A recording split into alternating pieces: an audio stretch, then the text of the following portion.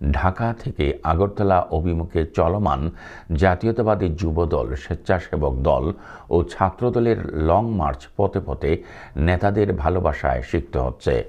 Dhaka two Akhaura long মার্চকে স্বাগত জানাতে বিএনপির অঙ্গ ও সহযোগী সংগঠনের নেতাকর্মীরা পথের বাঁকে বাঁকে বিভিন্ন ব্যানার ফেস্টুন নিয়ে দাঁড়িয়ে স্লোগান দিচ্ছেন।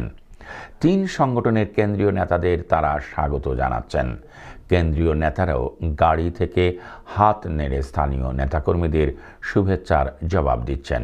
নেতাকর্মীদের হাতে শহীদ president Ziaur Rahman, BNP chairperson Begum Khaleda Zia ও ভারপ্রাপ্ত চেয়ারম্যান তারেক রহমানের ছবি, প্লে কার্ড শোভা পাচ্ছে। পথের 2 পাশে দাঁড়িয়ে তারা বিভিন্ন স্লোগানও দিচ্ছেন। ভারতীয় আগ্রাসন বিরোধী প্রতিবাদী স্লোগানে উত্তাল হয়ে উঠছে মোড়গুলো। একই সঙ্গে স্থানীয় নেতাদের নামেও স্লোগান দিচ্ছেন নেতাকর্মীরা।